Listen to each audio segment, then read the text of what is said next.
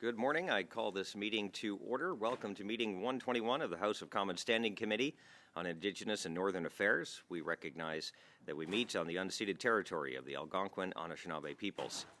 Pursuant to the order of reference on Wednesday, June 5th, 2024, the committee is resuming consideration of Bill C-61, an act respecting water, source water, drinking water, wastewater, and related infrastructure on First Nation lands. I'd like to welcome our first witnesses for the panel. From the Chiefs Steering Committee on Technical Services, we have Chief Rupert Manine of the Tall Cree First Nation, Chief Sheldon Sunshine of the Sturgeon Lake Cree Nation, Paul Vaughn, the Chief Executive Officer of the First Nations Technical Services Advisory Group, Norma Large, Policy Advisor, First Nations Technical Services Advisory Group. We also have the Chippewa of the Thames First Nation, Chief Joe Muskokeman. From the Macdonald-Laurier Institute, we have Dr. Heather Exner-Perot, the Director of Energy, Natural Resources and Environment. She is by video conference. And we have Chief Tara-Lee Beardy, I believe is online. Yes, she is. Okay, perfect. Thank you very much. Great to see our witnesses. We will start with opening comments, and I don't know who from the Steering Committee on Technical Services wants to go first, but we will kick. Is there a problem? The screen behind us. Oh, okay. Hang on 2 seconds.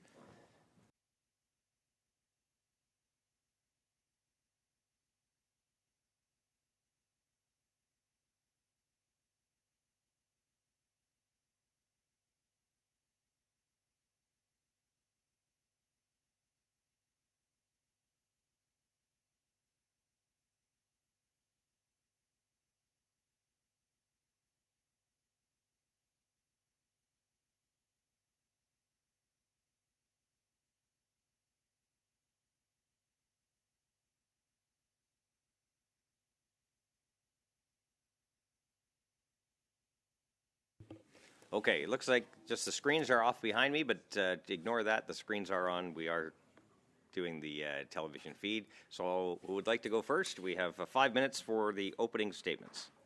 Thank you, Chair. I don't see the red light. There it is. Hey, there we are. Thank you. Thank you, Chair. Tansa, honorable members of Parliament, on behalf of our Chiefs Committee, thank you for this opportunity to speak on Bill C-61. Before I begin, I would like to acknowledge that I am speaking on the unceded land of the Algonquin people. With that, I will get right into it. For the past year or so, we as the appointed Chiefs Committee on Technical Services regarding the water and water management in Alberta have monitored the progress of C-61. As a committee, we have watched this bill progress from afar as we were not engaged in the process. Regrettably and unacceptably, not until the bill was already written. This bill does not meet our needs or our expectations. We know we're not alone in this position. We have many regional issues in Alberta respecting water that need to be addressed and incorporated into this legislation. Without meaningful inclusion, this bill will fail First Nation governments and First Nation people.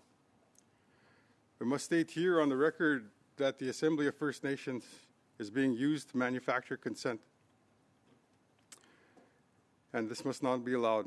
At the recent AFN July session, a resolution to support Bill C-61 garnered the support of only 100 out of 600 plus First Nations.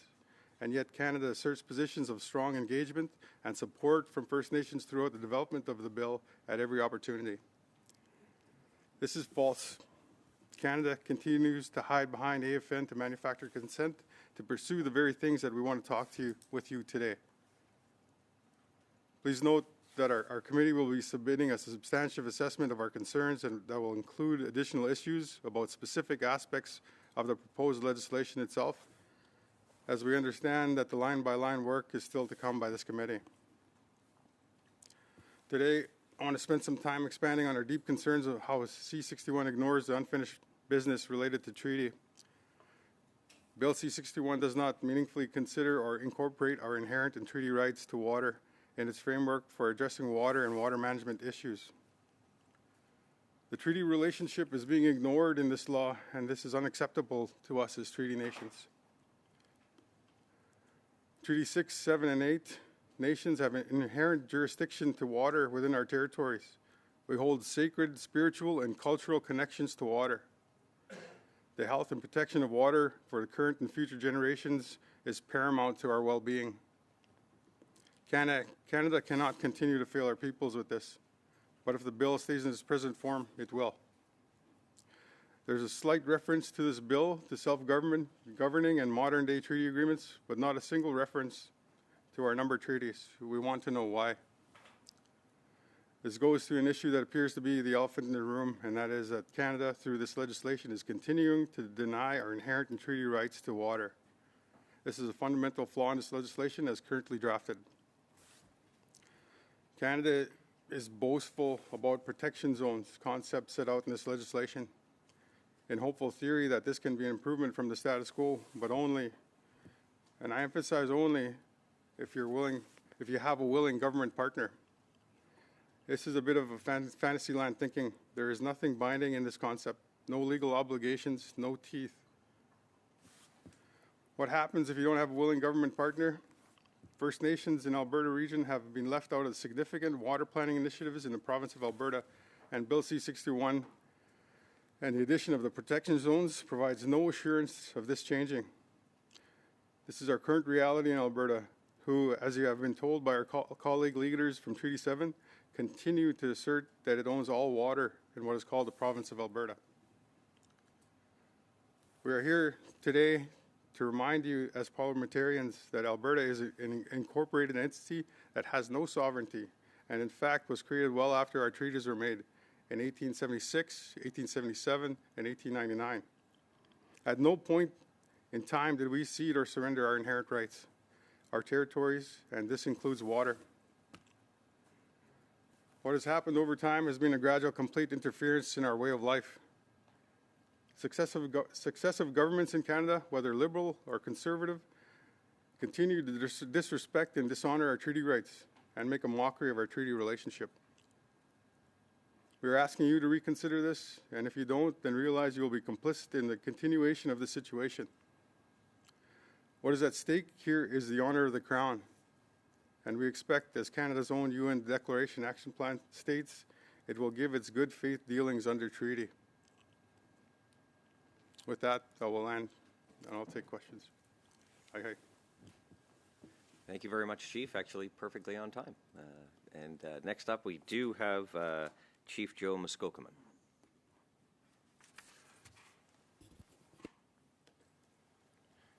Thank you very much, Mr. Chairman. My name is Chief Joe Muskokeman. I come from the Chippewa-Thames First Nation.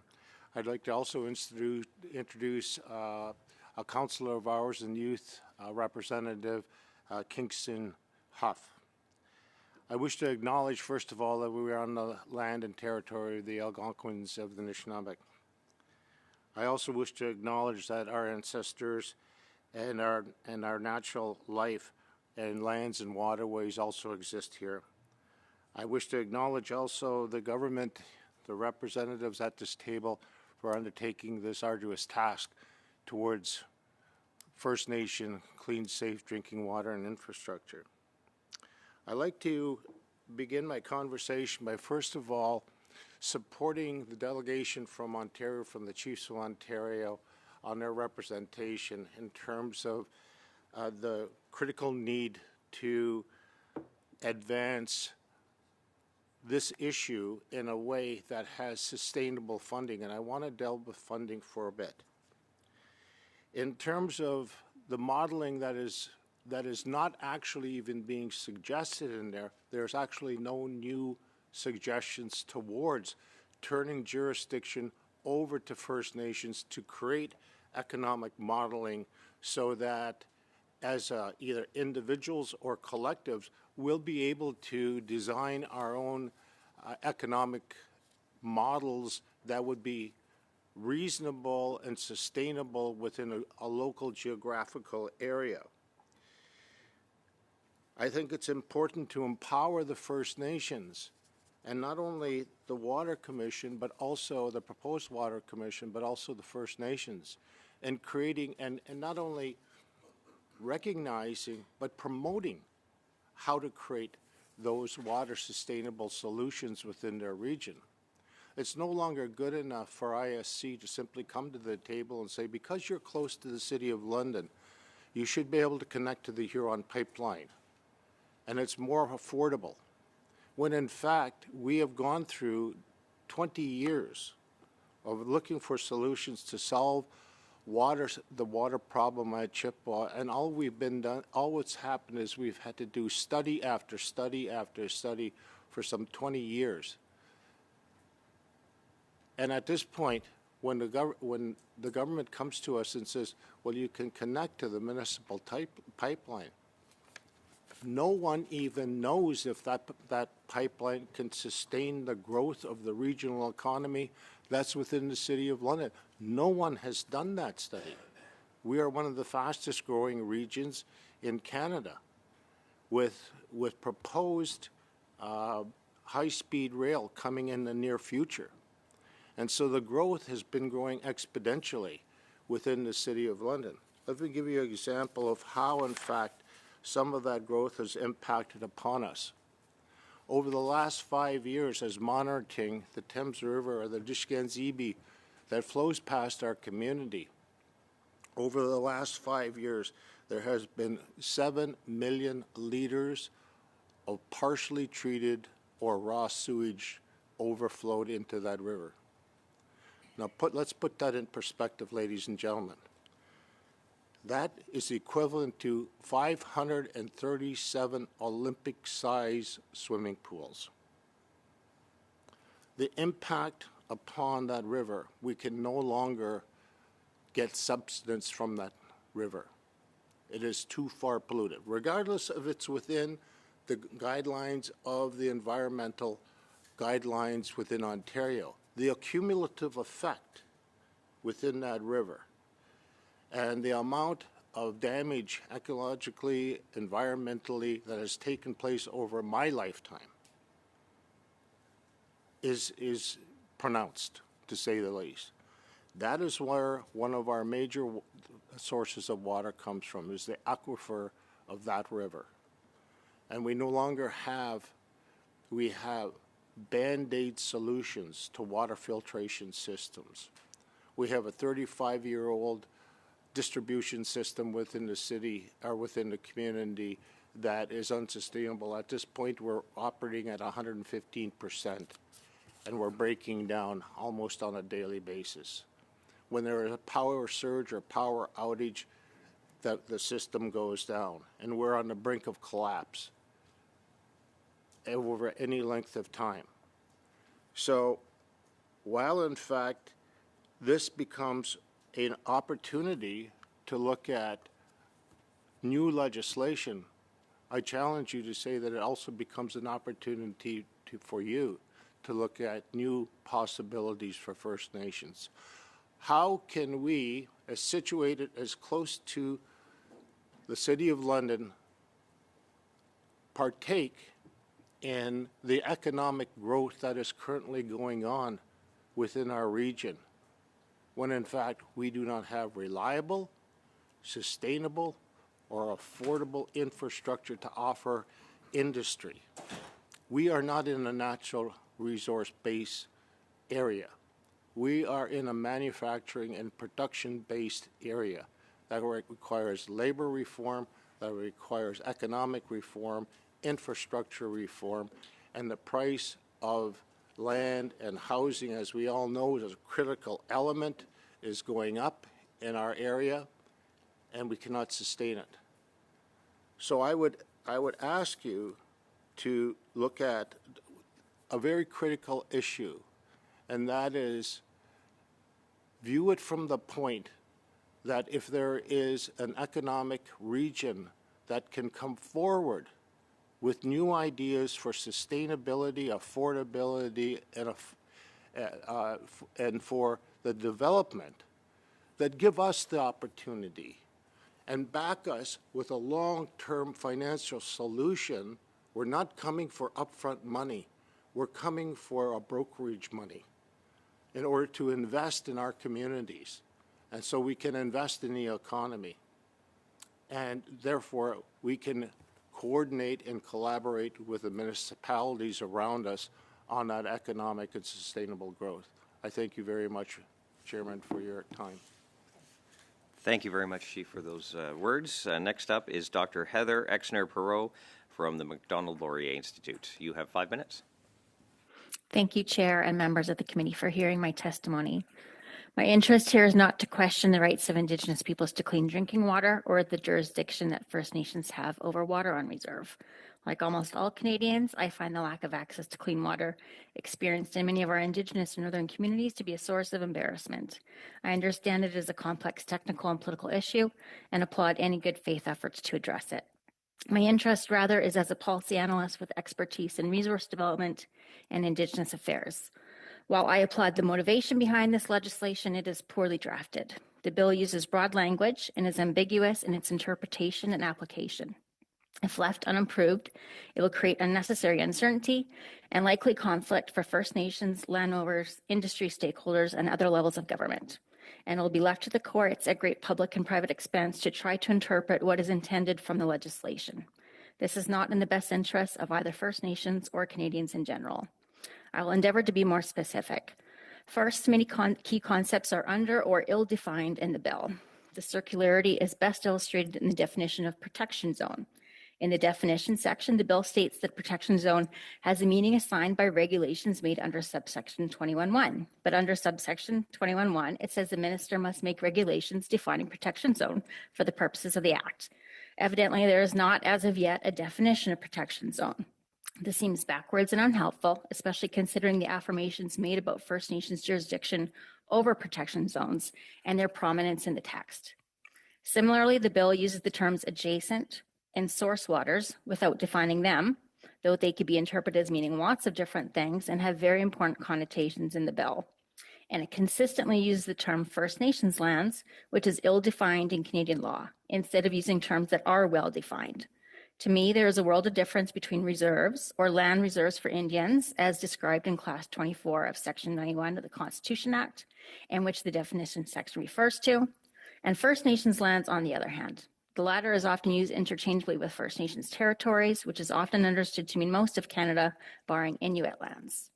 The spirit and intent of a term such as First Nations lands creates expectations that I don't believe the government has an intention of meeting. In the case of conflict with other levels of jurisdiction, has no authority to meet. I think it's better to be specific throughout.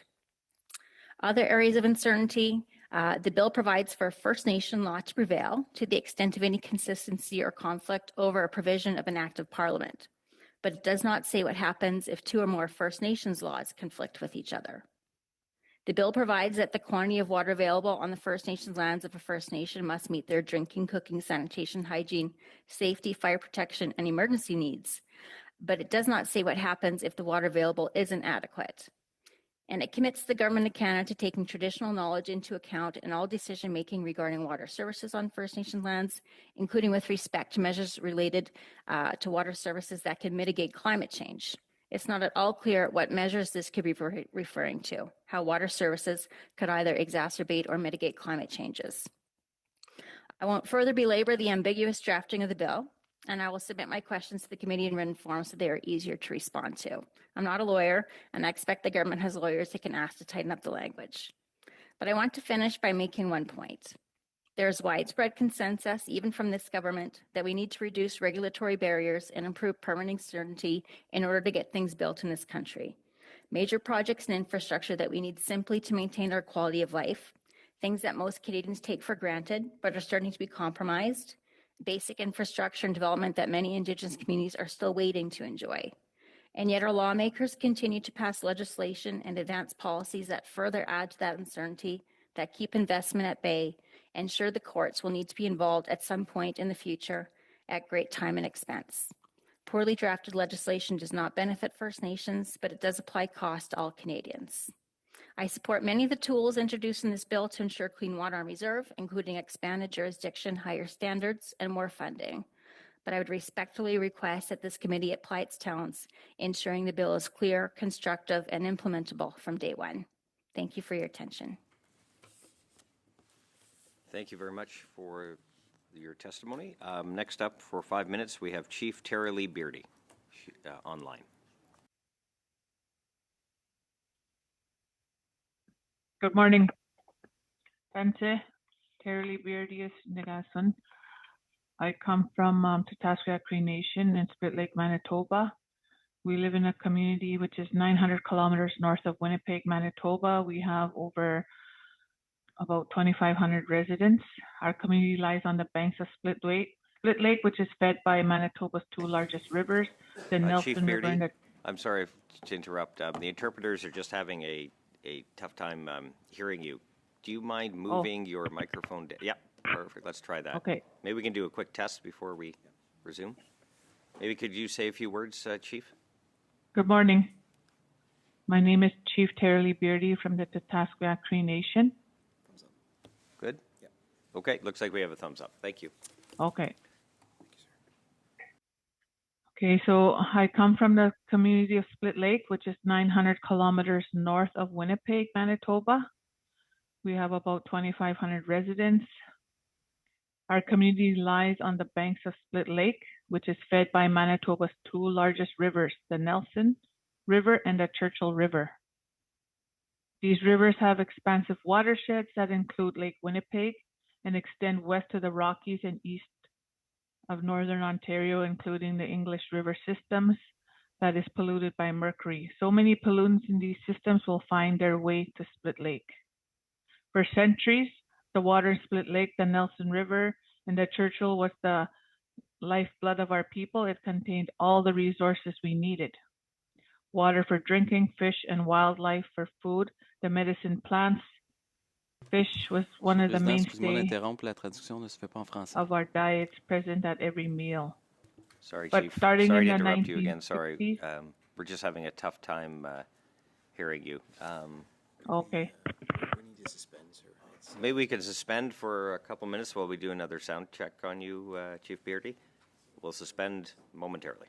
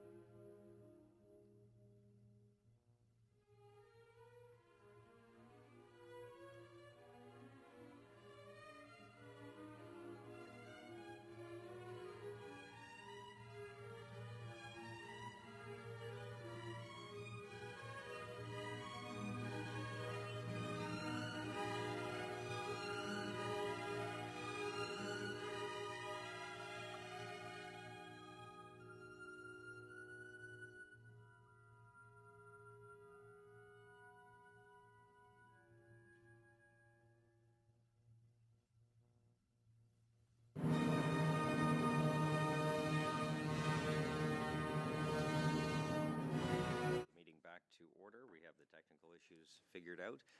Now, maybe Chief Beardy, we apologize to ask you to do this, but do you mind starting from the top of your remarks? Okay. Okay, thank you.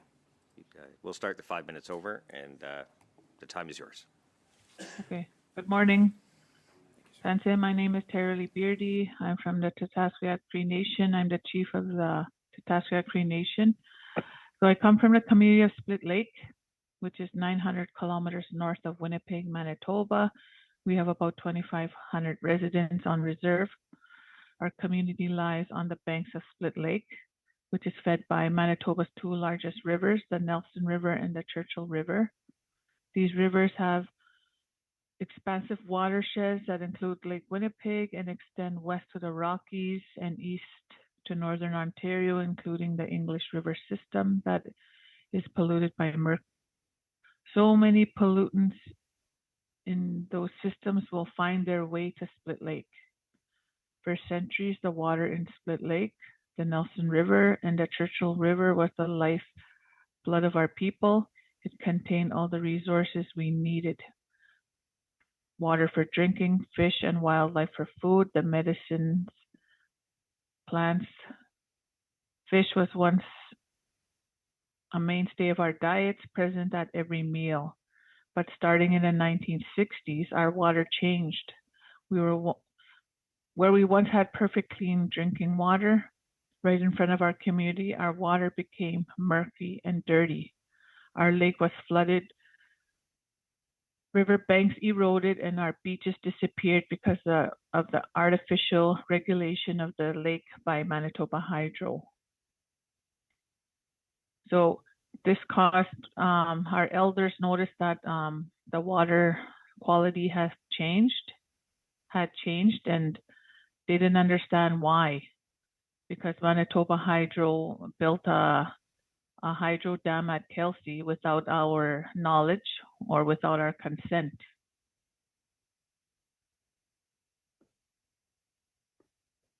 So, you know, this caused a lot of impacts, health impacts to our people. You know, people have eczema, gastrointestinal upsets, cancers. There's a lot of diabetes, kidney, and neuromuscular ailments. H. pylori was common in our people. A lot of people had stomach ulcers. We didn't allow our children to swim in the lakes anymore because they were getting skin rashes, sores. Our people no longer fish in Split Lake. They have to travel further north to the northern lakes to get some fish for our elders and our community members. So the absence of country foods from our diets, depriving recreational opportunity like just playing in the water, allowing the kids to swim, boating, things like that have been taken away from our people. The other concern we have is the infrastructure. The infrastructure is not there. Of all of the homes in Split Lake, our community, 138 have water tanks. You know, even this, like, we need funding for more water, like infrastructure. We have about 4 neighborhoods that don't have access to fire protection. If a fire broke out, we don't have any fire hydrants. It's operated by a water truck, and oftentimes our water trucks are down. And then we have to hire a water truck from Thompson, Manitoba to come and service our community. So we have 138 houses on water tanks. And, you know, even this is an added cost. We have to pay a service truck because the infrastructure in our community is not good. I just feel that Canada needs to do better, especially when it's water. Life is water, water is life. Everything we depend on has to do with water. And as you are aware, you know, in 2019, Canada, Split Lake had a lawsuit against Canada because of that. We had to fight for our right for clean drinking water. And to this day, we still do not have clean drinking water. I'm very grateful that we're getting a new water treatment plant to another source from another lake, Ashan Lake. However, we're still drinking bottled water. There are times we have to get bottled water delivered into our community. There are times where we run out of water because sometimes there's not enough to go around. We have to provide water to the schools, the offices, the health center.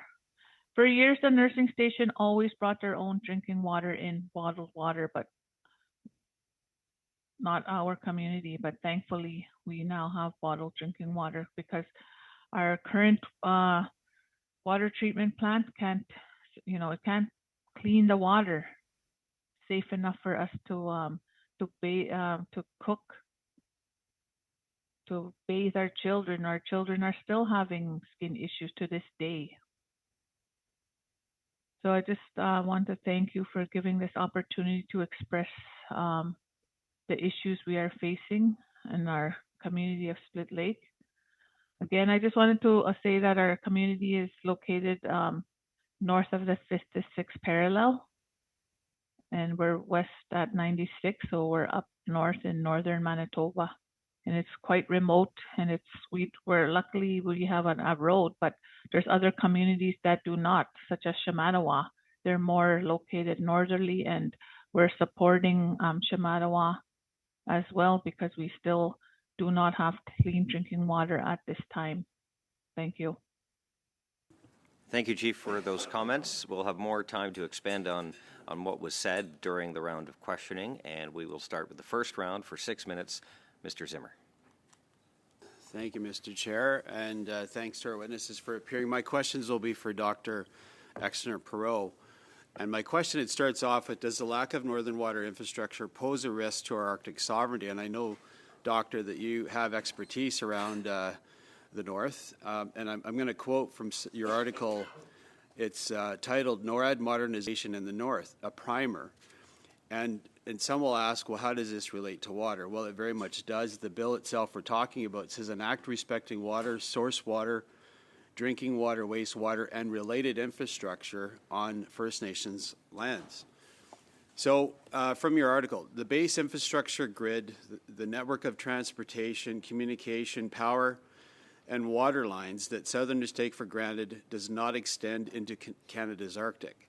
Many Inuit and Indigenous communities, small by Southern standards, are entirely off the grid and not connected to the rest of Canada by road, rail, fiber optic cable, power line, or water supply. My first question, how important is water and related infrastructure to our Arctic sovereignty and security? Yeah, good question. So there's a lot of similarities between northern communities, which are often Indigenous communities, and military bases in terms of their infrastructure needs, just, basic infrastructure to have people there and to be able to operate. And so in terms of, some of the technical solutions that we might want to be looking for First Nations communities would be some of the similar technical solutions we would want to find for military bases. And so finding smarter ways to provide, good quality water in all these locations that are off grid, that are remote. There are many reasons and many layers in Canada why we want to find that. So similar problems is the basing infrastructure, which is what communities face. So it leads into my next question, and the term for it is dual-use purpose infrastructure.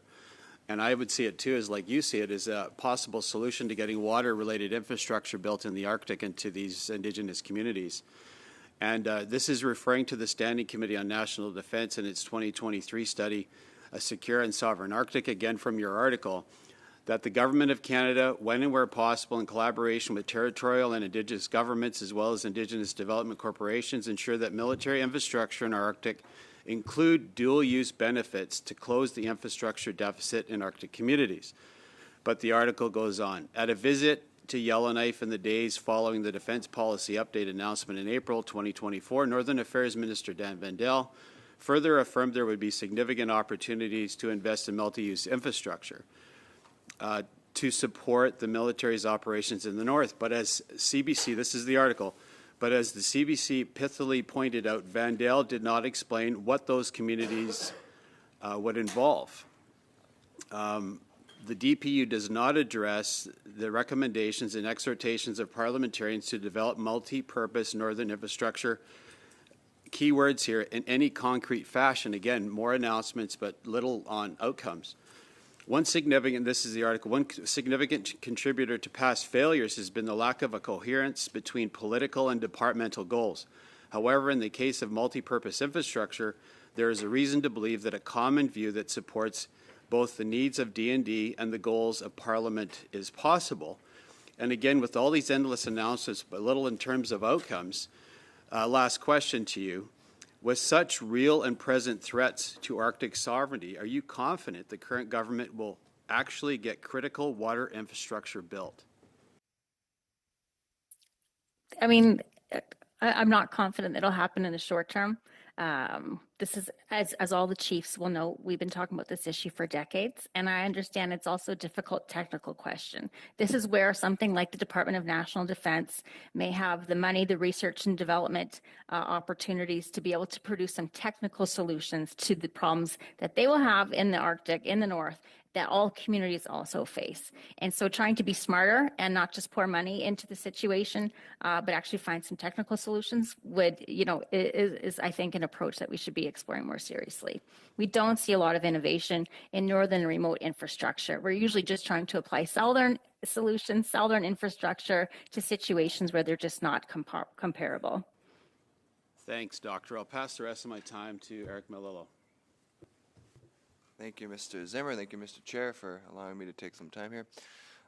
Just want to come back to the Steering Committee on Technical Services. In the opening remarks, it was mentioned how there are few First Nations that are in favor of this relative to the national picture. I believe you used the term, Chief Sunshine, of manufactured consent. And it reminds me of a press release put out by the committee shortly after this bill was released. And in that, Chief Menine characterized the bill as, quote, dump and run legislation. And I'm just wondering, Chief Menine, if you can expand on the opening comments from Chief Sunshine about how, why you use that term, dump and run legislation, and how this process has played out in terms of the consultation process, where that has come up short.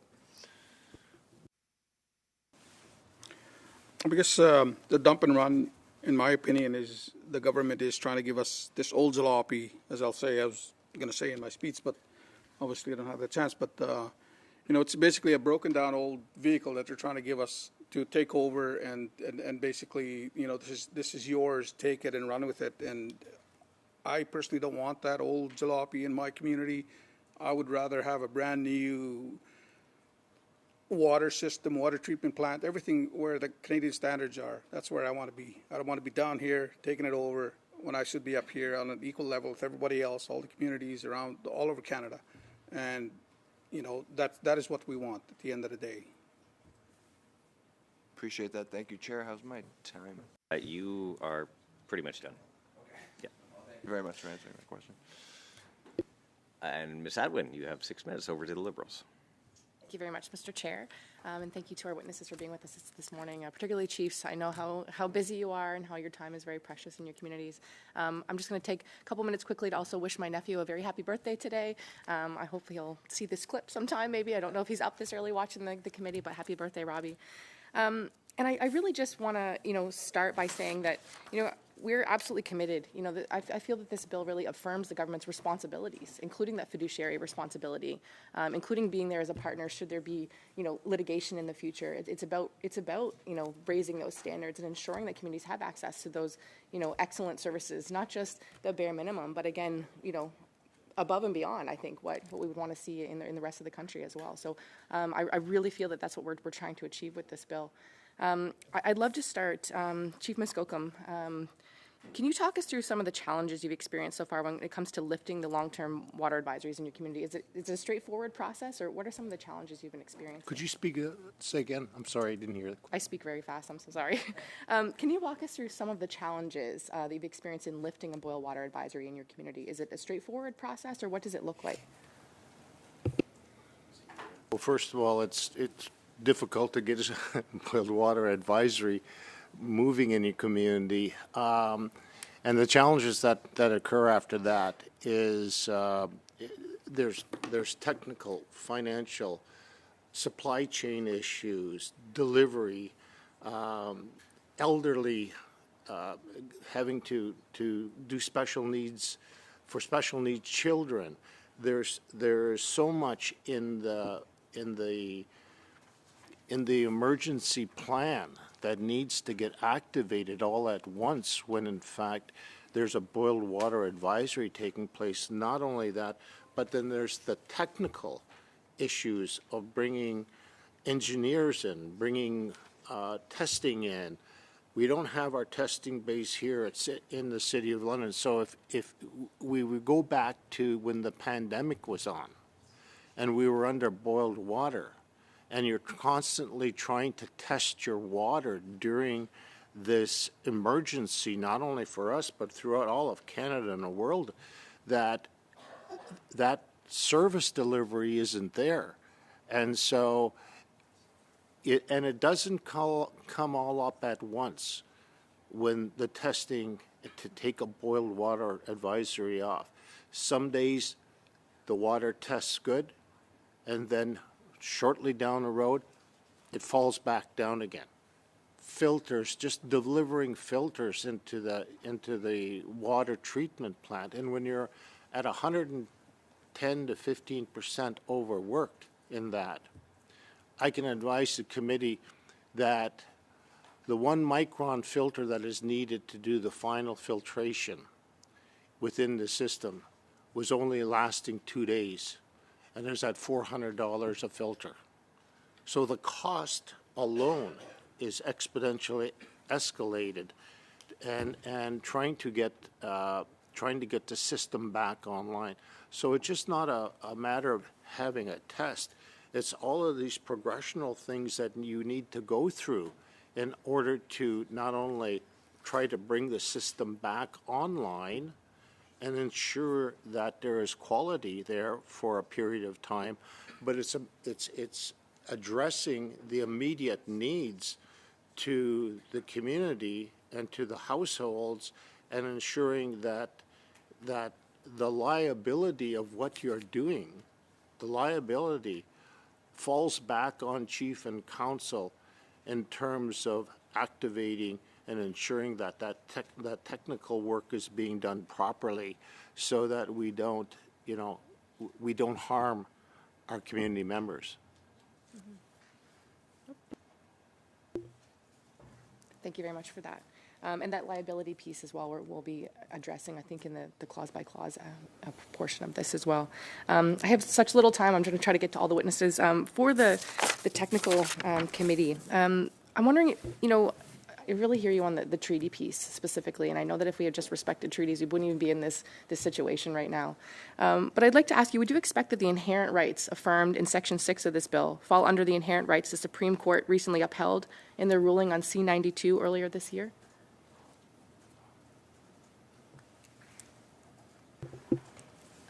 Good morning, everyone. Can you just repeat that? Sure. It's very hard to hear you on this side. I just wanted to say that. So just regarding inherent rights, would you expect that the inherent rights affirmed in Section 6 of this bill fall under the inherent rights that the Supreme Court recently upheld in their ruling for C-92 earlier this year? Thank you for that. I think that is probably it would be easy to look at it in the way that you're suggesting in terms of what is contemplated in this bill. But as the chief mentioned, the inherent right to self-determination, which is what was pursued at the Supreme Court, doesn't necessarily reflect the way that we view what our inherent right to self-determination is.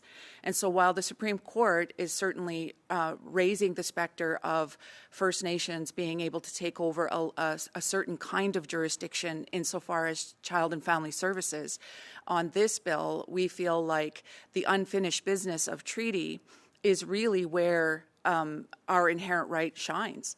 The inherent right is the reason why our nations were able to achieve treaties. So if we were to work through that realm, through the treaty rights that we have, or the treaty relationship that we have with the Crown, our inherent rights would be automatically recognized.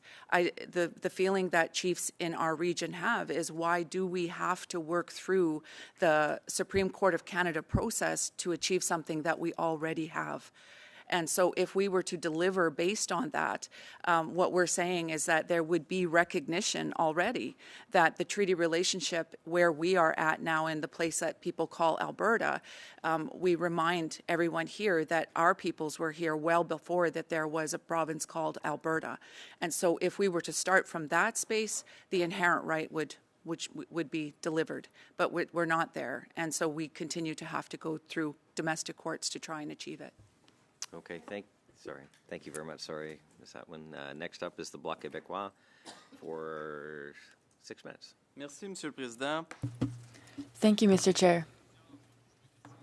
Like others, I have wondered if the bill has been drafted as it was intentioned. Is C-61 as robust as it should be? It seems that there are certain elements concerning Indigenous communities and reconciliation that seem to show some complacency. And they don't seem to be, they seem to be talking a lot and not taking action. So I'm wondering if C-61 is doing what it needs, accomplishing what it needs to. Witnesses, I see a lot of people with their hands up. I'm not sure if they got the interpretation.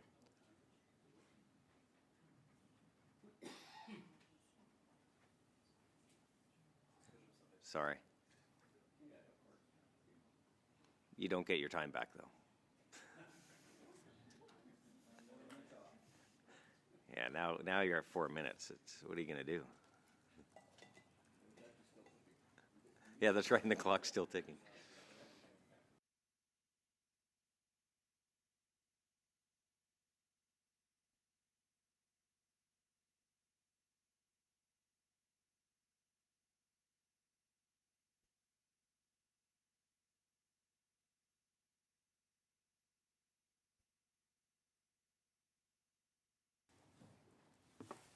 Just while we're here, does everyone online have access to the French interpretation? Yep, okay, just making sure. I don't. Oh, okay. Chief Beardy doesn't. Okay, the technical team is going to reach out and get you access to that.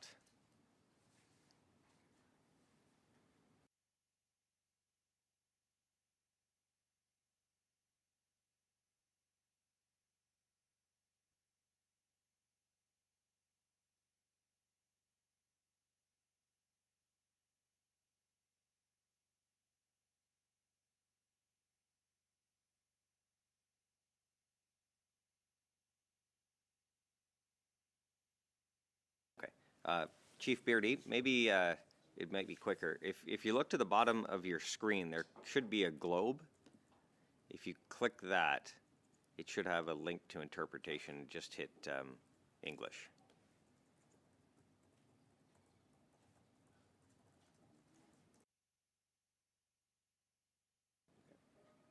Okay, perfect. Okay, awesome. All right. 2 minutes. Yeah, right from the top. Thank you, Mr. Chair. Can you hear me? Great. So what I was saying is that, like you, I'm concerned with the question of whether or not this bill is as robust as it should be. The Government of Canada often seems to show a lot of complacency, and they're not putting their words into action. I'm wondering if we can get to true economic reconciliation. To do so, we need to deal with the everyday problems that First Nations face and the consequences of issues such as, and this is for Chief Muskokaman,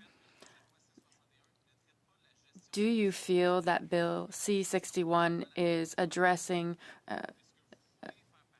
resources and the economic transition? And what are its effects on your rights in terms of the management of your land and water resources? Well, in the current state, I don't believe it would adequately address other issues that are associated with First Nations. We are negotiating land claims within the Southwest where already we've received authority to buy back land. And that amounts to over 8,000 acres. So when you take the confined area of southwestern Ontario, that's a substantial piece of property. And when we're trying to do additions to reserves, that takes over 20 years. And when we've been currently into negotiations with and discussions with ISC for the past 20 years to increase and improve the quality of water, these additions now will remain agricultural to a large extent, where in fact we're in the industrial heartland. Some of these properties that we've obtained are within 10 kilometers of the 401 and the 402 interchange, where a tremendous amount of traffic, industrial traffic, goes back and forth. We have Volkswagen plant in St. Thomas, some 20 kilometers away from us. There is going to be a whole series of subsidiary types of industry within that region, and if we can't put forward the three main important points of reliability, sustainability, and affordability, then we can never achieve economic reconciliation currently the way the legislation is drafted. It needs to have a secure and flexible way of creating First Nation financing that is controlled, not only the system, but controls the financial mechanism in which we must operate and compete with these other municipal jurisdictions. Est-ce que vous avez d'autres éléments précis? Do you have any other specific elements that you would like to see amended in the bill, specific wording that would allow us to better implement this reconciliation and give you real self-governance? The flexibility has to be given to the Commission also. I think there are a lot of the authority needs to be taken away from ISC and placed in the hands of the First Nations within our own models so that we can exercise our own jurisdiction and develop our own mechanisms without the overview or without the burden of having to constantly justify what we're doing back to other offices that may have little, if any, contact within our region. Je me questionne énormément. I have a lot of questions about the fact that right now it seems as though there is no real whistleblower system for First Nations to call out situations such as the consequences of not having safe drinking water. There have been talks about implementing a commission as a mechanism that would allow us to find solutions for these problems and identify the issues. What do you think about this solution? Do you think that First Nations should be at the table for this? Absolutely. No question in my mind that they should be not only at the table, they should be driving the table for the solutions. I don't think you can't have reconciliation when you have a top-down approach for solutions. If we're going to achieve any form of reconciliation, the problem is that policy frameworks are established and then imposed. As my friends have said to the committee, we don't need the imposition. We need the collaboration. We don't need the confrontation. We need the accommodation. And so I think it's very important that we start from an honest basis that we are the third government of Canada. We have constitutional protected rights. And it's time now that you as parliamentarians can exercise your responsibility in the transfer of those constitutional rights to us. Miigwech.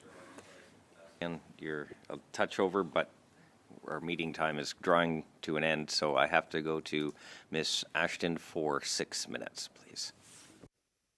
Thank you very much. I'm pleased to be back at the INAN committee to discuss Bill C-61.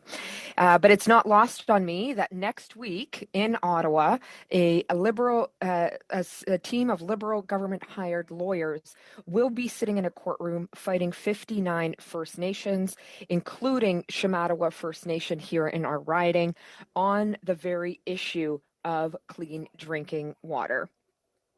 I think it's very important that we be clear that there's hypocrisy in that very fact, that First Nations here in our region, like Shamattawa, like TCN and others that have suffered under long-term boiled water advisories, that for years, decades have fought for access to clean drinking water, have had to pursue legal action against Canada to be able to realize that very fundamental right. I also think it's hypocritical that the Liberals keep pointing to Bill C-61 as the be-all and end-all while they fight First Nations like Shamattawa in court, in the Supreme Court, which we will be seeing next week. Shamattawa has asked and other First Nations have asked to simply just work with the federal government in real terms to be able to deliver clean drinking water for their First Nations. And instead of working with them, instead of collaborating with them, the federal government has chosen to fight them at the Supreme Court. Something that I think is largely shameful for Canada in the year 2024, in a country as wealthy as ours, where I think any Canadian would be shocked to know that our basic human rights, the access to clean drinking water, is not being made available to First Nations. Instead of working with them to find solutions, the federal government is choosing to fight them in court. I want to direct my first question to Chief Beardy of Tatasqueyac Cree Nation here in our region. Chief Beardy, Tatasqueyac Cree Nation is no stranger to fighting this federal government. Your community, along with Neskatanga First Nation and Curve Lake First Nation, took on the Liberal government and won. In fact, your community took your fight all the way to the United Nations, something that I was proud to support. In your statement, you spoke of how profoundly the government has failed your community, how the water in your community made and continues to make people sick. I know how when ISC officials came to TCN, to Split Lake, they denied that the water was unsafe initially because they refused to test for the specific contaminants that were harming your members. At the time, they claimed that your water, quote, continued to meet approved guidelines, unquote, and that was that. This is typical of a government that shows more respect for guidelines than for First Nations. It got so bad that TCN was forced to hire their own analysts to convince the federal government to act. It shouldn't take that much effort. 3 years ago, the Auditor General pointed to the various ways the federal government was failing TCN and First Nations on clean drinking water. A lack of funding to retain staff, a funding formula to train people at water treatment plants that hadn't been updated in over 15 years, the consistent refusal to update the list of contaminants. Now, we heard that that now a new water treatment plant is in the works, but you've pointed to the ongoing lack of clean drinking water. Have you noticed a change in the last 3 years since the Auditor General released this information when it comes to access to clean drinking water in your First Nation? Well, we're still using our old water treatment plant, and it can't filter or clean the water as it should. So we're still under a boil water advisory, and so nothing has changed since. We still continue to not have clean drinking water straight from the taps. Like, we have to have bottled water trucked in on a weekly basis. So we still have ongoing issues with our water quality to this day. Thank you. Thank you, and it's terrible to hear. In your current case, and I want to acknowledge that TCN is also part of the court case that will be at the Supreme Court next week, along with Shamattawa First Nation and 8 other First Nations. In your current case over the Liberal government's failure to provide clean drinking water to First Nations, we know that government lawyers are arguing that First Nations don't have an inherent right to clean drinking water, and that when ministers in this government say things like the lack of clean drinking water for First Nations is unacceptable, that it's just as one lawyer put it to me, quote, political theater and not something that should be taken seriously, unquote. And so commitments made by ministers in an election campaign, in parliament, in press conferences, in terms of delivering clean drinking water, government lawyers are arguing are not actual commitments to First Nations. Based on your experience fighting the federal government in court on clean drinking water, do you take their commitments to delivering clean drinking water to all First Nations seriously, given what TCN has gone through? Well, I really hope they do. Like it's very essential for our health and wellness. And you know, we signed treaties that haven't been honored. So I'm hoping that this government really makes an effort to help our First Nations, especially in remote locations like Split Lake, like Shamattawa, and other communities that are affected, because our people are getting sick, and we really need them to step up and honor the treaties that they said, you know, that they would help our people, which is not happening to this day. And we do, like, I agree with what the chief said. We should be at the top, leading this. You'll see. 61, is it? Sorry. Yeah. Okay. Ms. Aston, unfortunately, we're out of time in this round of questioning. Okay, thank you. Unfortunately, we have gone over time in this meeting, although... Je pense que vous allez fermer le comité. I think we're going to finish, but I have a one-time request to make because we didn't have a second round. Would it be possible to request that a witness stay for the second panel, actually, this time? I think it's up to the committee. I serve... J'aimerais demander si la témoin... I'd like to request that Dr. Heather Exner-Pirot remain with us for the second half because I think she had a lot of interesting information to share, and I'd like to ask some further questions. À défaut d'avoir un deuxième tour. Unless we can have another round now. Well, I guess anything's up to the committee, what they want to do. I'm just doing the time. We're going to have a few minutes to swap everything out. That'll take us probably to 9:30. We have 3 witnesses. That's 15 minutes of opening statements, and then we're supposed to end at 10:15. So I leave that to the powers of the committee. We can, Mr. Batiste, which one? With his request, because he... With the doctor staying? Yeah, I mean, he wants to ask his question to a certain witness. He didn't get a chance. We can't do another round because of time, but we do have other panel guests that we can't just hold off, so okay. I'm okay with that. Ms. Ashton?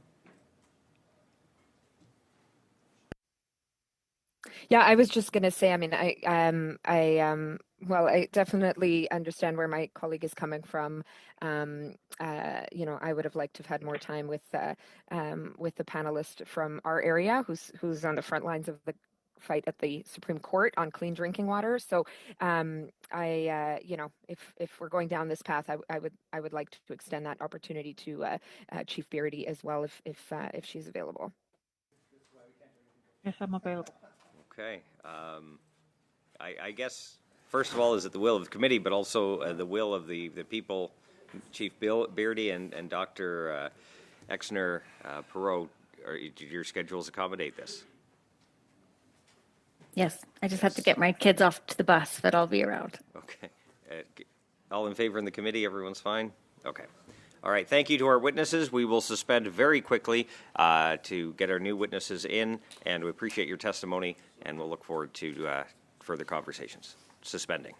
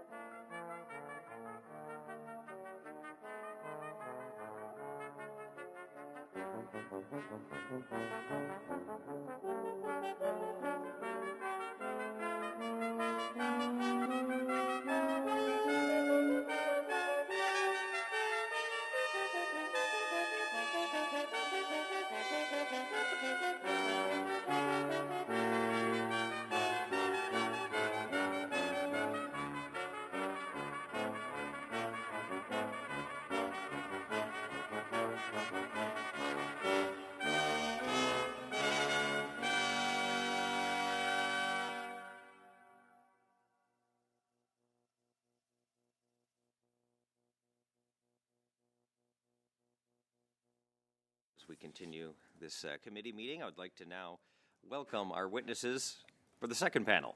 In the Skandiga First Nation, we have Chief Chris Munias and Darren Baskatawang, if I hopefully pronounced that correctly. We also have from the Okanagan Indian Band, we have Chief Byron Lewis, and I see... Oh, Nathan's in the, okay, Nathan Sirkin, there he is, I see him there. And from Onion Lake Cree Nation, we have Chief Henry Lewis.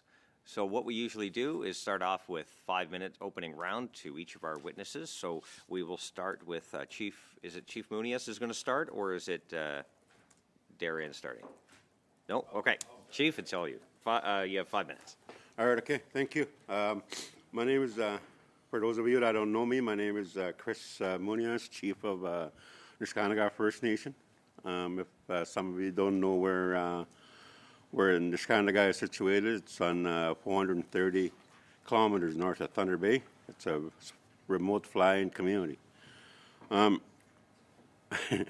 Recently, my claims, I was reading an article, described me as a large, quiet, but know that I make powerful declarations when I do speak. So I hope my voice resonates here. Or maybe it's just because that I was at the Queen's Park there last year, and I got kicked out of there when I shouted "No ring of fire, no to the ring of fire." That's being proposed at my traditional territory, Niskanaga's traditional territory. So anyway, hopefully that won't happen. Anyway, this time I bought, I have Darian Piscataway here, our lawyer from OKT, representing us in the water crisis, our water class actions. So the Darian beside me on my right. And today marks 10,837 days that we've been under, consecutive days that we've been under boil water advisory, the longest in Canada. And that's nearly 30 years. 30 years come February 1. It will be 30 years, and we'll sure likely to reach that 30-year mark. And so this is something that hits close to us, that impacts us deeply as Niskandaga First Nation members. Niskandaga is ground zero for a shameful story in Canada. We're hopeful about amendments related to the human right to water and co-development of a funding model that exceeds the settlement agreement commitments. Source water protection is critical for us. The provinces don't want to play ball, threatening our water supply in the name of money and mining. That's why I shouted at Queen's Park. That's why our position is the way it is, to defend and protect our environment and water.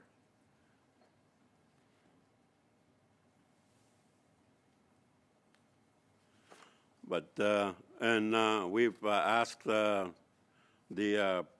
province premier to meet with us, and to this day he hasn't met with Niskandaga. Our highest priority remains obtaining clean, safe water, drinking water, as we approach 30 years under a boil water advisory. I urge you to remember that real lives are affected by this legislation.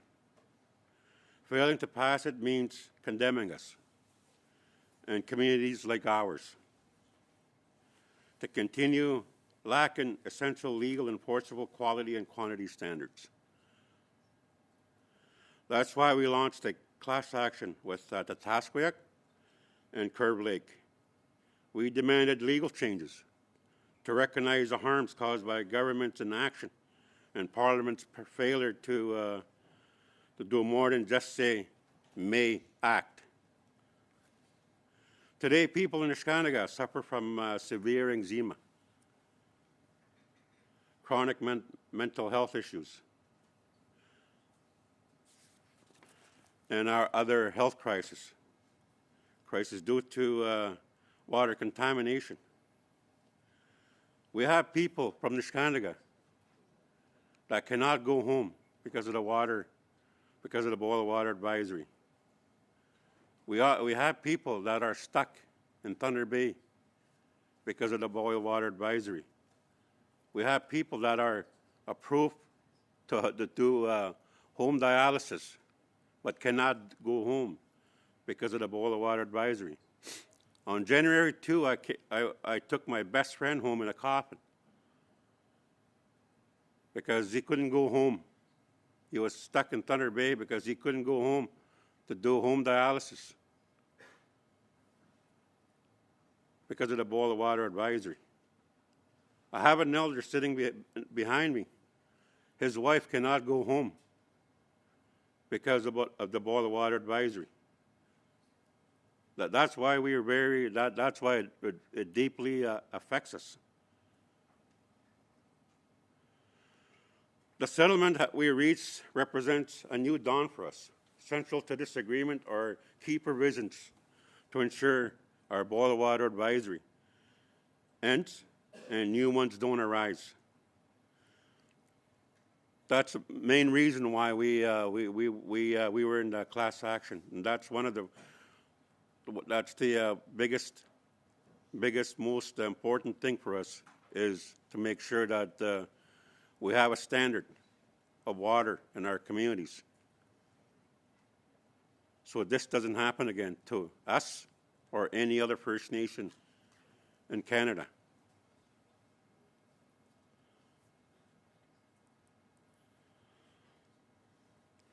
Quantity and quality and quantity standards for drinking water so we can cook, do dishes, shower, even wash our babies without worry about consequences.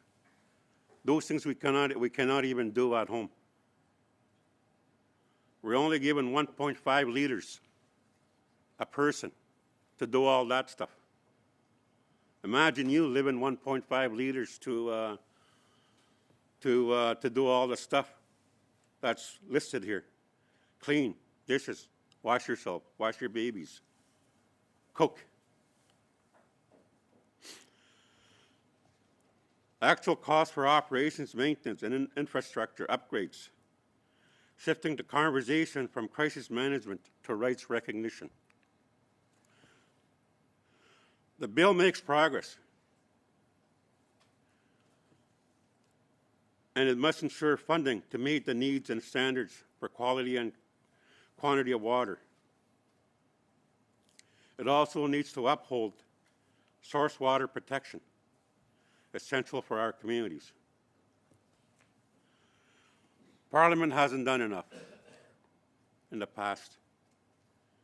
We need to replace yesterday's may with tomorrow's best efforts.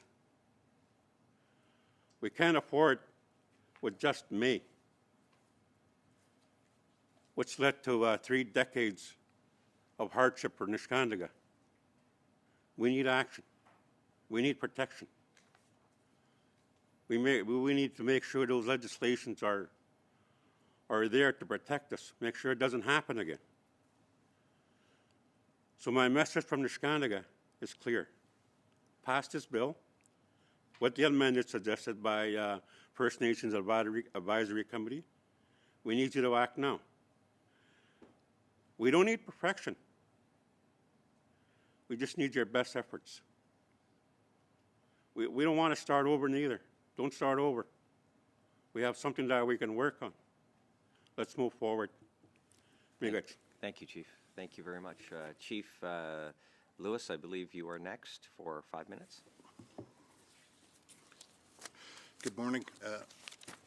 Good morning. My name is Byron Lewis, Chief of the Okanagan Band. We come from a community of, first off, I'm a member of the Syilx or Syilx Okanagan Nation and located in British Columbia, with a majority of our people located in Washington, Idaho, and Montana. And we have numerous leased lands, and we've been leasing lands probably since last maybe 120 years, that we've basically been leasing our lands for income and for benefit for our peoples. And we have a number of communities, our reserves, with the main reserve being of IR number 1 and amounting to about 25,000 acres, I do believe. And we've made numerous purchases of additional lands off reserve, and so it brings the number close to about 31 or 32,000 acres. We have a number of non-residents based upon leasehold interest, other types of modular home parks, and also commercial leases along Okanagan Lake. And so our reserve lands have been able to provide a modest level of support for our communities for quite some time, and that's some of the issues that we'd like to really talk about. But one of the issues is must be understood that Aboriginal right, we always, government always concentrates on the social aspects of an Aboriginal right. And when you look at this policy, it is all about this social aspect of there, which creates limitations on what exactly is considered use and benefit to Aboriginal peoples. But what must be made clear is that Aboriginal right also includes the economic component of a right. And you just can't simply, when you're looking at formulas or policy, of simply having these policies that address one issue, and that's the economic component. As an example, I think it's close to each household under its policy is a little over 700 liters per day, but yet in the neighboring communities, each household is anywhere from 28 to 3,600 liters per day. So when you're looking at that, that does not provide economic benefit to our people, and I think that needs to be taken in consideration. Inadequate water, we've been without access to clean water to meet our needs. That's without a doubt, and that's been spoken by others. We're not a remote community, so that is not a reason that to have this problem of not having access to proper infrastructure, water, wastewater treatment. And we have aging and inadequate infrastructure based upon the formula that I have described, and inadequate water treatment solutions proposed by ISK. And if we go back into Walkerton and the reasons why Walkerton happened in Ontario, you have the same formula for disasters, those type of disasters that exist on virtually every reserve across Canada and even ours. When we look at source water is not protected for agriculture runoff, unregulated septic systems, and other sources of contamination. And most populated reserve, IR number 1, has at least one drinking water advisory on community systems in all the years since 2004. Numerous drinking water advisories exist on private systems because based upon the formula, not all lands are actually have sources to potable drinking water. And when you're drilling for water, it all depends on the soils and conditions of those soils to whether or not you're going to have contamination. We still have many members in the community have no water services at home or drill wells or haul water. As an example, my father passed away about a year ago and he was 88 years old, and he was hauling water since about the early 80s and right into time even past. We have very high rates of cancer in our reserves. We have incidences of 90 individuals that have cancer, and 30 of them had fatalities where we actually lost these members. And, you know, each and every one of them, it can't be based upon genetics, because in some of the households, you have husband and wife. His wife could come from the Stlatlium, which is about 400 kilometers away from us. And both his wife and him, he died of cancer and had throat cancer. She died of brain cancer. Individual less than 300 feet away downstream from them died of cancer also. So you're looking at this is much more than just inadequate water supplies. It's actually the only common denominator out of these 90 people that live in various locations in our reserve was the water systems. So, you know, and with these losses, we're talking about people that we have a very low population that still retains our traditional language, our Unseelkin language. And when we lose them, it's like losing the library. It's like going downtown or going into, you know, the, you know, Library and Archives Canada and burning a whole section, because that's the equivalent of that. And economic development is limited by inadequate water supplies. And again, this gets back to the issue that it is not just the social considerations of an of an Aboriginal right. It's the economic component that is as equally important as that social consideration.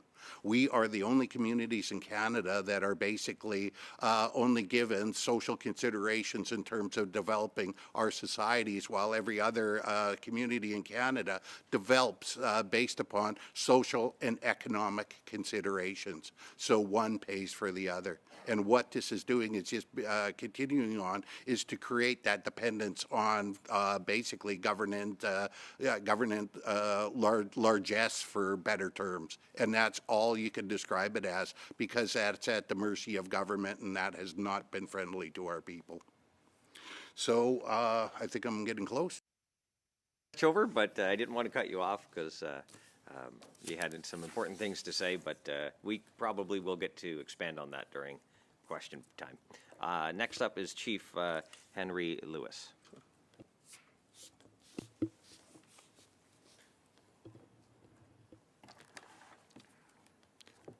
First of all, I'm very grateful sitting here today addressing the Senate on such a delicate topic. To answer, my name is Okemo Lewis, and I am the Chief from Mountain Lake Cree Nation. I'm happy to be here to speak on this bill on the unceded, unsurrendered territory of Anishinaabe and Algonquin Nation. We entered into Treaty 6 with the British Crown in 1876. before Alberta or Saskatchewan existed. Our ancestors would not have imagined these new levels of government and the impact we see now when we entered into treaty. Our treaty guaranteed our ability to continue our way of life, us in our canoe and settlers in their ship without interference. Our treaty is unique, and the two provisions are important for discussion here today: the medicine chest and the feminine and pestilent clause, which confirms that Crown's continued obligation regarding our health and protection from starvation and disease. Our access to healthy abundance of our water is essential and is tied to those obligations and do not end at the reserve boundary. Our territory extends throughout entire Treaty 6. Our reserve straddles the Saskatchewan-Alberta border, which creates additional challenges for my nation. Onion Lake has approximately 7,000 members and occupies approximately 156,000 acres of territory. To be clear, we reject C-61 in its entirety and will focus my discussion on 5 issues. First, the breach of treaty and inherent rights. Water is sacred and essential to everything. Our relationship to water is not granted through federal legislation or agreements with provinces. This bill assumes that our authority for water is only on, inside, or under our reserve lands. This bill downloads federal responsibility and liabilities under treaty using the guise of self-government. It requires us to forego our rights to source waters. Second, the flawed consultation process. There are several court cases dealing with the duty to Crown when consulting. Onion Lake Cree Nation has protocols outlining consultation and what requirements governments and industry must follow in engaging us through our own process. This has not been followed.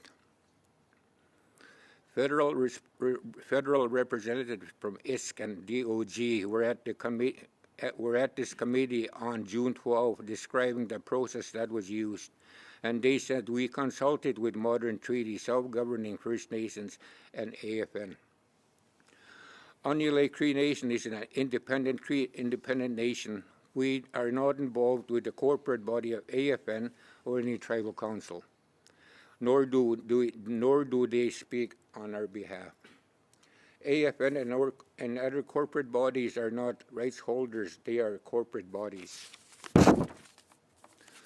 Modern Treaty and Self-Government First Nations will not be affected by this bill, which doesn't make any sense when they were consulted. Sending an email does not equate to adequate consultation. Third, jurisdictional problem. This problem is aspirational language reliable and assist with the nation to achieve the highest attainable standard in Section 4 is meaningless. We do not need the two-tiered let's try and do better system and really only transfer liability and responsibility to the nation using words like self-government. We see the issue of dumping and contaminants in the water from development. This bill will not compel the province to do anything. Canada already has the power under the Water Act, which has failed to use them. The proposed commission and lack of details is scary. We are unsure of the authorities that the commission will have, whether it will make decisions related to the discharge of nuclear waste and other effluents in our water bodies and tributaries. Fourth, protection zones. The protection zones are also aspirational. They have no teeth and they do not convince when these zones will be created according to our needs or in time. They must be adjacent to the reserve. We hunt, fish, trap, and gather in our territory. Animals, plants, fish do not stay in the reserve boundary. These zones require agreements with province. They do not compel provinces or ministers to do anything. Protection zones and other legislations that have not worked. Nations continually have to take Canada to court or wait 15 or more years for action. Finally, the human rights to water. The UN has recognized that water at the core of sustainable development and critical to socio-economic development, energy, food production, health ecosystems, and humans to survive. Water is also at the heart of adaptation to climate change. As the population grows, there is an increasing need to balance all the competing commercial demands on water sources that we have enough for our own needs. The bill does not recognize that right, nor does it include the World Organization's guidelines for water quality. The bill does not guarantee and protect the protections and principles established under the Article 19 of the United Nations Declarations. Thank you very much. Thank you very much to our witnesses. Appreciate the testimony so far. We are going to be tight on time to end the meeting relatively on time. We will probably go over, but I'll be a little more strict in terms of the questioning for time. So we start with the first round for 6 minutes. Mr. Melillo. Thank you, Mr. Chair. I want to thank all of the chiefs here for taking part in this important discussion. For the testimony, Chief Muniz, it's good to see you. I really appreciate what you shared already. I just want to go into, and then thank you for sharing the suggested amendments as well. I do appreciate that. I want to go into one other question around future regulations, and it was just alluded to how much of this bill is left to, much of this bill is left to future regulations to be determined by the minister. Of course, there's an expectation the minister would consult and cooperate with First Nations in making those regulations, but there is the ability for the minister to move forward in defining regulations for things like protection zones, as an example, without the consent of a First Nation. And I'll ask the question to you, Chief, but Darian, if you do want to jump in from a legal perspective, please feel free to share the time as you wish. I want to ask if you have concerns about many of these things being defined in future regulation, potentially without the consent of the First Nations impacted.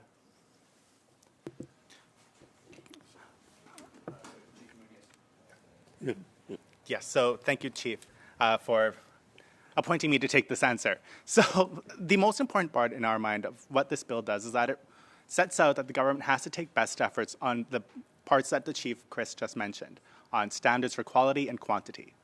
Start with that, and if you want to do more, we'll do the rest later, but we don't want to wait another decade for one act to come and another one to go.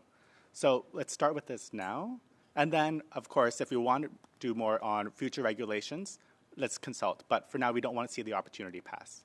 Okay, I appreciate that. Thank you. And Chief Louis, did you want to jump in on that question? It looked like you wanted to. Yes, I think, when we're looking at undefined regulations, I think it's very important that First Nations are actually considered in there. And when you look at the constitutional order under the government, you're talking Section 91, which clearly gives that role to the federal government, but it's a trusteeship role. And I think that needs to be clearly understood. And the other component of that is that under the Terms of Union of British Columbia, under Section 13, it was very clear in the wording for that the charge of the Indians and the trusteeship and the management of lands reserved for their use and benefit shall be assumed by the Dominion government.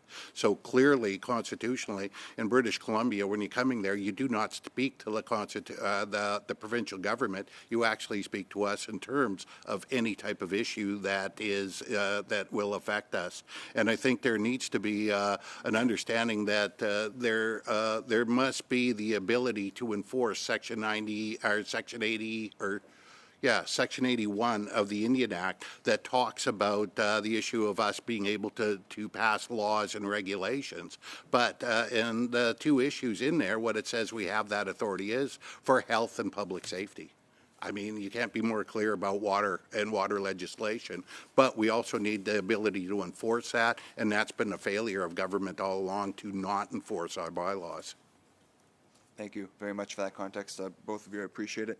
I'll come back to Nescantica. In the opening remarks, Chief, you mentioned an amendment around co-development of funding. I'm wondering if you could expand more on that and what effect that would have for your nation.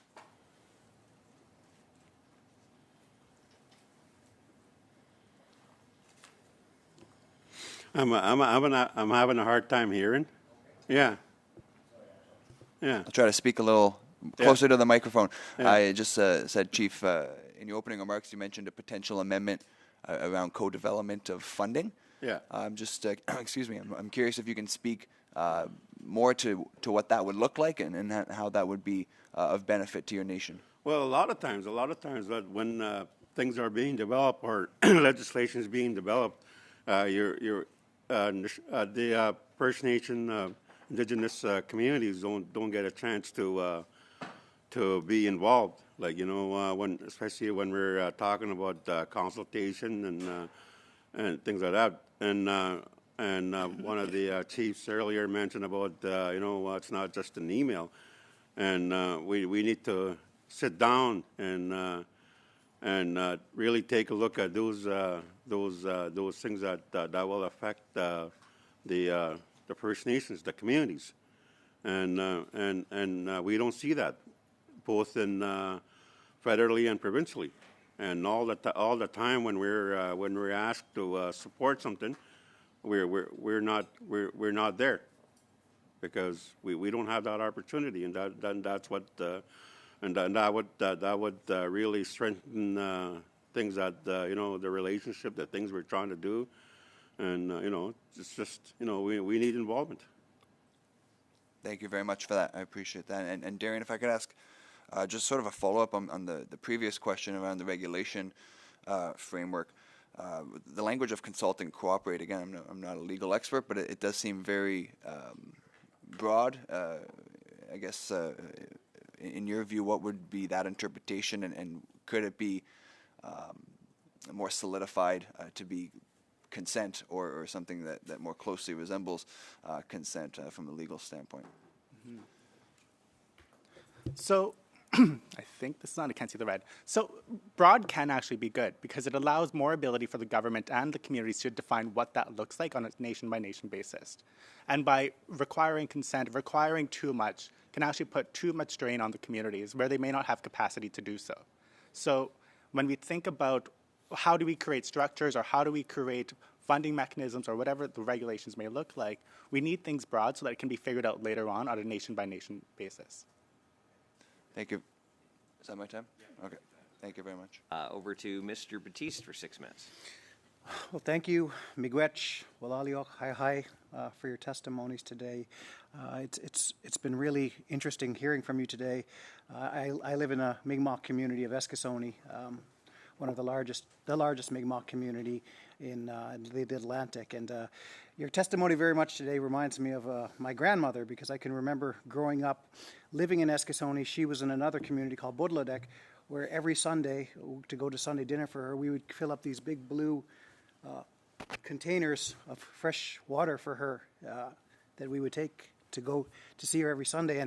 And the reason I'm reminded of her, because her name was, before marriage, Annie Lewis, which Chief Lewis, but in the residential school, they changed her name to Louie. So seeing both of your guys' last names reminds me of the story that my aunt just shared with me this week about going through the records. But, Chief Munias, you spoke very passionately and strongly, and you said in a few words what I think a lot of First Nations are feeling across this country when it comes to this legislation, and act now.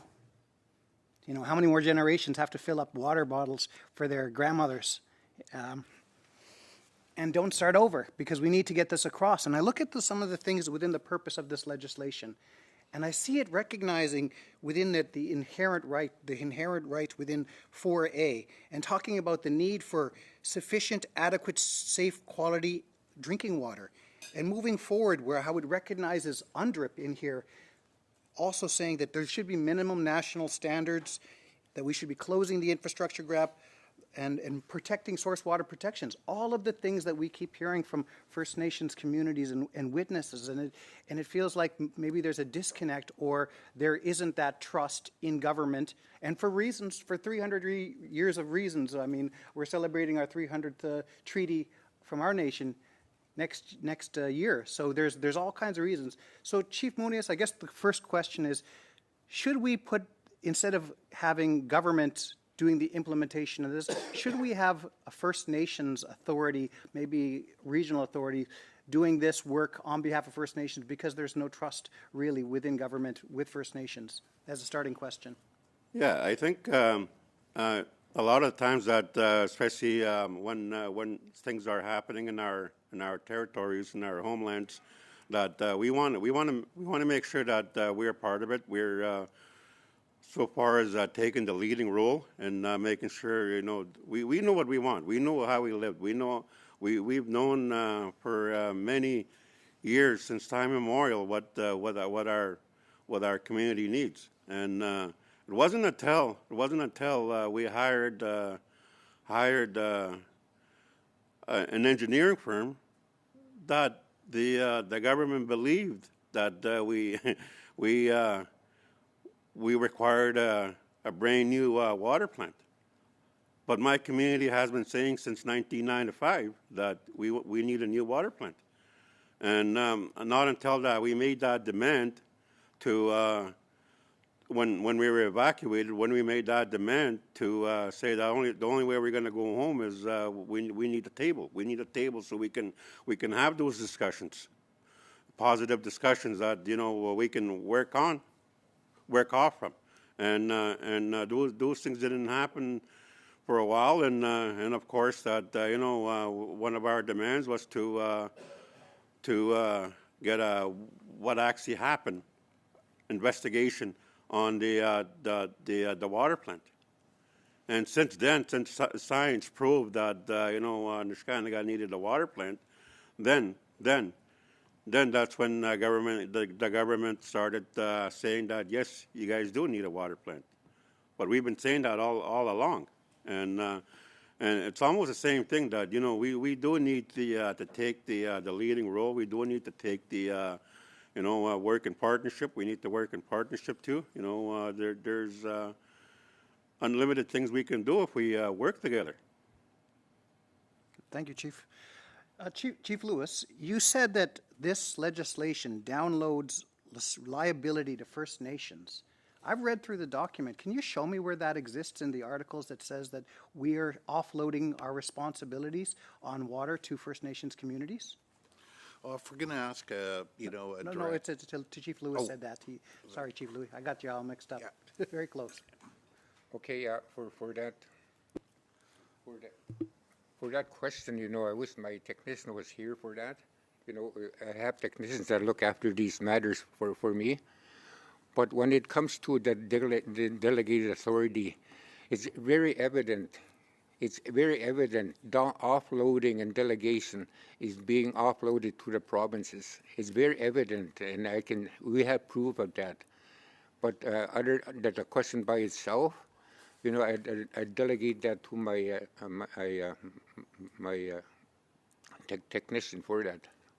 Because my reading, Chief, of this says that the purpose of this is to ensure that there's collaboration between First Nations, federal and provincial organizations in terms of source water protection. And we know that the province of Alberta, we've seen how they've failed that. And I agree with you. I would never want to be seen as a First Nations person offloading responsibility to a First Nations community when province and federal governments should be around that. But I do need to be specific in terms of amendments. Where do you see that? And how do we clarify to make sure that that is not the intention moving forward? Good afternoon. Let me, Chief Lewis has tapped me to answer that. We're not here to discuss amendments. We're here to outright reject this bill in entirety. You're rejecting something based on a premise that I've heard many times, and I can't seem to find that premise within this document. So if you're saying that we're doing something as a First Nations MP who's in favor of acting now and strengthening it, I need to see where this is and how we fix this. Okay, we'll have a quick answer, and then we'll have to move on to our next questioning.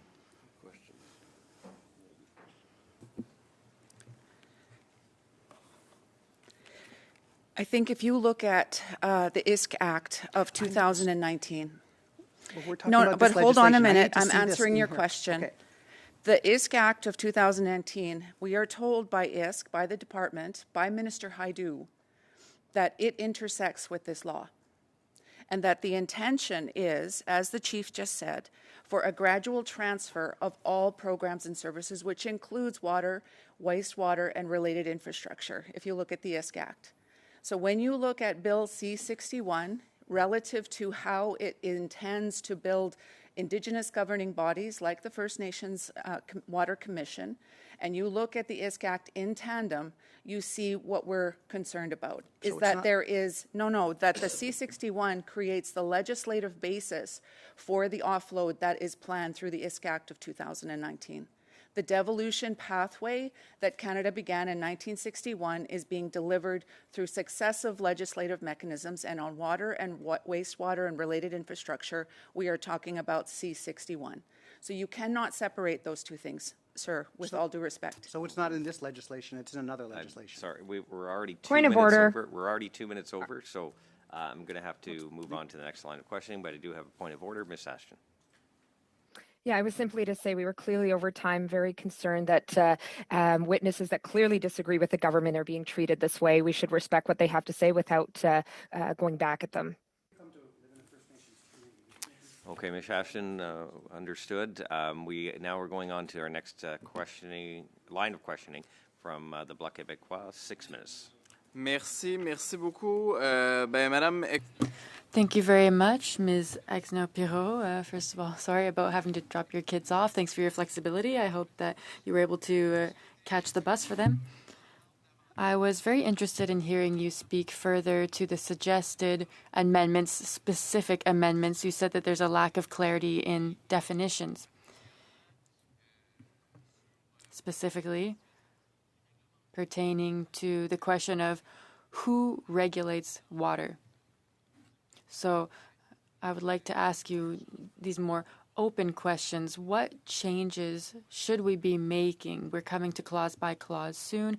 What should we be doing to clarify the bill? Thank you for the question. So it's clear that with protection zones, source waters, and adjacent waters, that those are waters not on reserve. And so needing to define those and also understanding who has jurisdiction over those waters. And whether this is something a bill of parliament can do, I'm not sure. And if this is not within the committees and parliament's purview, then maybe protection zones, adjacent waters, and source water should be somewhere else. And then it also brings up the question, kind of more existential, is what is the role of the Canadian Water Agency? This government has also created a Canadian Water Agency. It is meant to solve some of those issues, where there are competing interests or there are interests over competing jurisdictions, provincial, territorial, federal, and First Nations, to have a Canada Water Agency that sorts some of those. But that agency is not listed in this legislation. And so it does feel like one hand of the government is doing something here and one other hand is doing something there. And again, I have to say, from my perspective and why I'm interested in this, when you want agricultural development, mining development, oil and gas development, manufacturing development, as one of the chief mentioned, when you don't have clarity over this, you don't know who's going to be able to provide the permit, you don't know what jurisdiction, what laws are going to be. If one First Nation may even have a law and a different First Nation may have another law further upstream, this all causes anxiety, I think, on the part of industry to say that, government is moving ahead with legislation where they have not considered the consequences of it yet. And this is not to take away from First Nations Indigenous rights. It's to say, what is it that this committee and this legislation could accomplish with its jurisdiction? Pourriez-nous vous donner la définition d'une zone de protection, puis particulièrement... Could you give us your definition of a protected zone?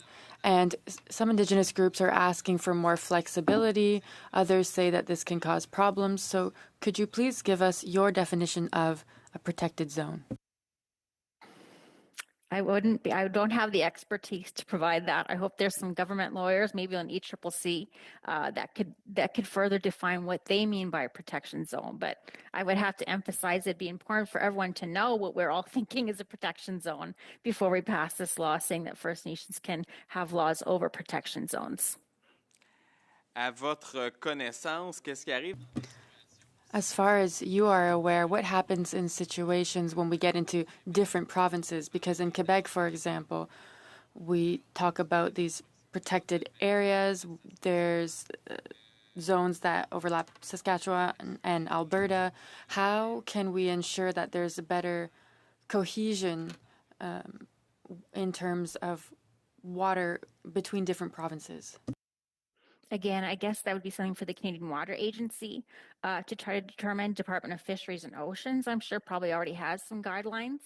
And so I think making sure that we're consistent between different acts, different legislation, provincially, federally, and I know that's hard work. And I know that this bill is a result of a lawsuit, and you have to put something out there. You have to do something. But I guess trying to be more specific to, as it defines First Nation lands on reserve would solve some of those issues. And maybe the protection zone is for something larger like the Canada Water Agency. Dans bien des cas, lorsqu'il y a des commissions qui sont mises en... In many cases, when a commission is established to clarify the situation, First Nations say that they don't have their say. So how can we ensure that we're hearing First Nations voices and that there is a better representation of them in these commissions? That's a great question. I'm sure there's no silver bullet and there's no easy answer, and different nations have different capacity. In a lot of cases, I think some capacity funding for people to be able to engage and be able to pay for their own lawyers and have their own legal representation is one good manner to do that. Donc, c'est toute l'importance de clarifier nos... So it's all the more important to clarify the act. So a lot of legal solutions here. I'd like to talk about social responsibility for companies. How can we ensure that companies are respecting First Nations rights, especially for waterways that are shared? And how can we ensure that they are liable if there is a spill, for example? What responsibility and liability do these companies have to water quality? So in almost all cases, of course, it varies by project, but they would have to apply and get a permit for the water that they're going to use or the effluent that they're going to put back in downstream, and what the quality of that water is when it goes back in. And there's, the Government of Canada, federal government already controls that. Provincial governments already control that. So again, if First Nations are also going to have laws and also going to be applying permits, that these all work together, that it is known, that is not tripling layers of bureaucracy. We all want the same outcomes. We all want clean water. We all want it to be up to standards. But I think just articulating very clearly what are those standards, and then industry can decide if it's economic for them to meet it or not, and to go ahead with the project or not. Merci. Monsieur le Maire. We are going to the NDP next. Ms. Ashton for 6 minutes. Thank you very much. While we got ready for the second panel, I happened to get a notification on my Facebook that TCN, Chief Beardy's community, had to cancel school today because the water had to be shut off into the, well, at least to the school. So kids being impacted once more as a result of the insecurity when it comes to water in TCN, not to mention the desperate need for a new school that I'm sure Chief Beardy could speak to. And I'm wondering, Chief Beardy, if you could share with us just how, how destructive it's been to not have clean running water for years. The domino effect. Here we're hearing about the school shutting down. You've talked about people getting sick. Can you share with us just how difficult it's been and obviously as a result of federal negligence? Well, good afternoon. Well, I just want to say that, it impacted our people, their health, their mental health, and the overall community wellness. Like you mentioned, we have an aging infrastructure. We often have water breaks and, like today, we have a water break in our community, which affects our whole school and our whole community. Now kids have to stay home and our water line has to be fixed. And again, even that, our O&M dollars don't even cover the repairs needed, the ongoing repairs needed year after year, because we always have ongoing water breaks in the community because, like I said, we have aging infrastructure. We have fire hydrants that don't work properly. and we have some fire hydrants that don't even have access to water. So when we had a fire in 2023, I think, or February 2022, where we didn't have an adequate water supply, and our water truck was down, and a whole apartment complex burned down, and we had it was an 8-unit apartment. However, we had 10 families living in there, so they were all displaced. So water has impacted the overall health of our people mentally, and like I heard that other chief mention about diabetes and home dialysis. We're also having the same issue. We have a high number of death rates due to diabetes, and people can't come home to do home dialysis. We just lost a mother, and she has 5 children, 2 grandchildren. You know, she died from complications due to diabetes, and she was a young mother. And now, you know, we are impacted in so many ways. Thank you. Thank you for sharing that, Chief Beardy, that very difficult time. And I know our thoughts are with the Uskin family and everyone that are impacted.